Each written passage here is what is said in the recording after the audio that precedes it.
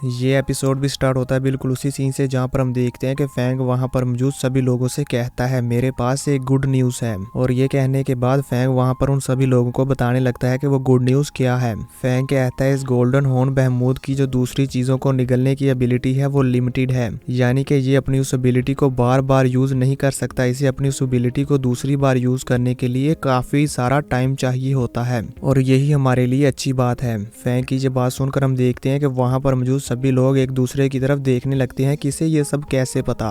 तभी फैंग कहता है कि यही वजह है कि इस मॉन्स्टर ने पहले हमारी एक मिलिट्री बेस को डिस्ट्रॉय कर दिया और फिर उसे निगल लिया, लेकिन जब इसने सेकंड टाइम हमारी एक मिलिट्री बेस को डिस्ट्रॉय किया तो उसे सिर्फ डिस्ट्रॉय ही किया, उसे निगला नहीं। फैंग की ये बात सुनकर हम देखते हैं कि एल्डर मू हैंडरसन कहते हैं एल्डर लुओ क्या आपकी ये इन्फॉर्मेशन रिलायबल है। एल्डर मू हैंडरसन की ये बात सुनकर हम देखते हैं कि फैंग कहता है जी हाँ, मेरी ये इन्फॉर्मेशन काफ़ी ज़्यादा वैल्यूएबल है और मुझे ये इन्फॉर्मेशन एंशिएंट सिविलाइजेशन रूइंस से मिली है। फैंग की ये बात सुनकर हम देखते हैं कि वहाँ पर मौजूद सभी वॉरियर्स, एल्डर्स और वहाँ पर बैठे हुए पांचों कंट्रीज़ के प्रेसिडेंट काफ़ी ज़्यादा निराश हो जाते हैं, क्योंकि फैंग की ये बात सुनकर उन सभी लोगों को समझ आ गया था कि ये मॉन्स्टर अब उनकी पहुँच से बाहर है। वो सब लोग जितनी ज़्यादा मेहनत कर लें लेकिन फिर भी वो इस मॉन्स्टर को नहीं हरा सकते, इसीलिए वो सब लोग अब काफ़ी ज़्यादा परेशान भी हो जाते हैं। तभी हम अमेरिका के प्रेसिडेंट को देखते हैं जो कि गुस्से में अपने पंच को टेबल पर मारते हुए कहते हैं अब सिर्फ एक ही चीज़ है जिस पर हम भरोसा कर सकते हैं, वो है गॉड।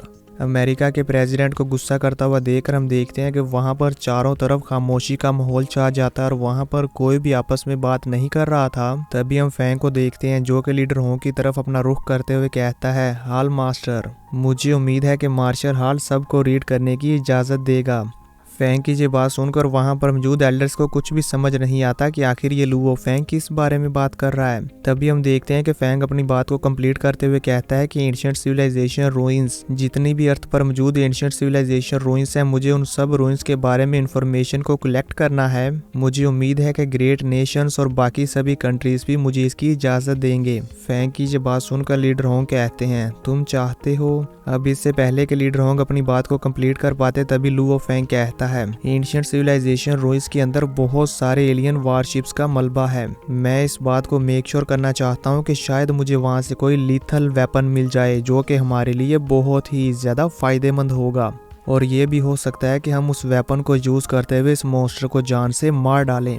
फैंग की ये बात सुनकर हम देखते हैं कि लीडर होंग और वहाँ पर मौजूद पांचों कंट्रीज के प्रेसिडेंट भी समझ जाते हैं कि फैंग यहाँ पर क्या करना चाहता है। इसलिए हम देखते हैं कि वो सभी प्रेसिडेंट और लीडर होंग फैंग को ये इजाज़त दे देते हैं कि वो उनकी सारी इन्फॉर्मेशन ले सकता है। और यहाँ पर हम देखते हैं कि सभी एल्डर्स, प्रेसिडेंट और लीडर होंग भी अपनी सारी इन्फॉर्मेशन लुओ फैंग को दे देते हैं, जो देखकर लुओ फैंग भी काफ़ी खुश होता है। दोस्तों यहाँ पर फैंग इसलिए खुश हो रहा होता है क्योंकि अब लुओ फैंग के पास अर्थ पर मौजूद सभी एंशिएंट सिविलाइजेशन रूइंस का डाटा आ गया है जो कि पहले उसके पास नहीं था। अब यहाँ पर जैसे ही डाटा ट्रांसफर हो जाता है तो डाटा ट्रांसफर होते साथ ही लीडर होंग वहाँ पर खड़े हो जाते हैं और कहते हैं ये गोल्डन हॉर्न बहमूद हमारी अर्थ के लिए एक तबाही है, लेकिन यहाँ पर मौजूद सभी एल्डर्स और सभी वॉरियर्स इसे रोकने के लिए स्ट्रगल कर रहे हैं ताकि ये सब लोग मिलकर हम इंसानों को बचा पाएं। इसलिए हम ह्यूमंस डेफिनेटली सर्वाइव करेंगे। लीडर होंग के ये कहते साथ ही हम देखते हैं कि वार गॉड पैलेस की ये मीटिंग कंप्लीट हो जाती है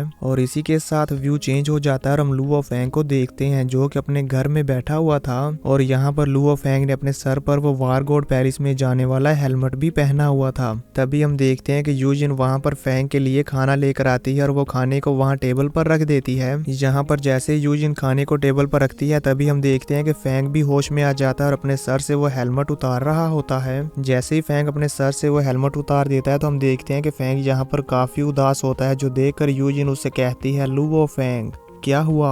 यहाँ पर हम देखते हैं कि फैंग कुछ भी नहीं कहता और खड़े होते ही यूजिन को गले से लगा लेता है और फिर कुछ देर यूं ही शांत रहने के बाद कहता है तुम डरो नहीं, मैं हूँ तुम्हारे साथ।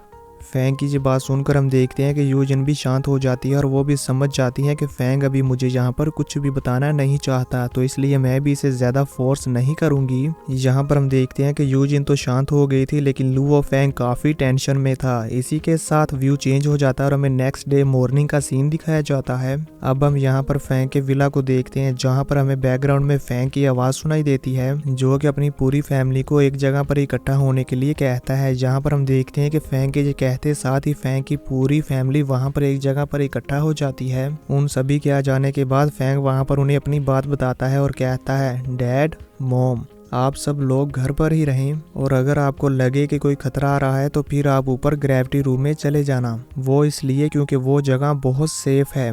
फैंग की ये बात सुनकर हम देखते हैं कि हुआ कहता है, ब्रदर, आखिर क्या बात है। हुआ की ये बात सुनकर फैंग कहता है, हम सब इंसानों के लिए एक बहुत ही बड़ी आफत आने वाली है। अमेरिका में गोल्डन हॉर्न बेहमूथ नाम का एक मॉन्स्टर अपीयर हुआ है। मैं, लीडर होंग, वॉरियर ली शेन, हम में से कोई भी उसका ओपोनेंट नहीं है। हम तीनों ही नहीं बल्कि इस अर्थ पर मौजूद कोई भी वॉरियर उस मॉन्स्टर का ओपोनेंट नहीं है, क्योंकि वो मॉन्स्टर बहुत ही ज्यादा पावरफुल और डेंजरस है। यहाँ तक कि हमारा सबसे ज़्यादा पावरफुल वेपन लेज़र कैनन और उसकी स्ट्रॉन्गेस्ट फ्रीक्वेंसी भी उस मॉन्स्टर को नुकसान नहीं पहुँचा पाई। फैंग की ये बात सुनकर हम देखते हैं कि फैंग की पूरी फैमिली काफ़ी ज़्यादा शॉक हो जाती है। तभी फैंग उन्हें आगे और बताता है कि उस मॉन्स्टर ने बहुत सारी वार बेसिस पर अटैक किया और उन सभी वार बेसिस को डिस्ट्रॉय कर दिया। सिर्फ यही नहीं, उसने बहुत सारी कंट्रीज की वार बेसिस पर अटैक किया और उन सभी को डिस्ट्रॉय कर दिया। इस बार हमारी इस अर्थ पर बहुत ही ज्यादा भयानक तबाही होने वाली है। इस मॉन्स्टर का ये जो खौफ है ये निर्वाणा एरा से भी ज्यादा सीरियस है। ये कहते हुए हम देखते हैं कि फैंग काफी ज्यादा प्रेशर में भी था और उसे उस मॉन्स्टर पर बहुत ही ज्यादा गुस्सा भी आ रहा होता है। फैंग को इस हालत में देखकर हम देखते हैं कि यूजिन फैंग को दिलासा देती है। तो फैंग कहता है, मैं इस मॉन्स्टर से निपटने का कोई ना कोई रास्ता तलाश करूंगा। फैंग की ये बात सुनकर हम देखते हैं कि यूजिन कहती है, हाँ, तुम जरूर कर लोगे, मुझे तुम पर पूरा यकीन है। यूजिन के ये कहते साथ ही व्यू चेंज होता है और हम फैंग को देखते हैं जो कि अपने स्मार्ट फाइटर जेट में बैठकर कहीं जा रहा होता है। फैंग के जाते साथ ही ये एपिसोड यहीं पर खत्म हो जाता है। तो दोस्तों, देखेंगे नेक्स्ट एपिसोड में कि आखिर लुओ फैंग इस मॉन्स्टर के साथ निपटने के लिए क्या रास्ता तलाश करेगा।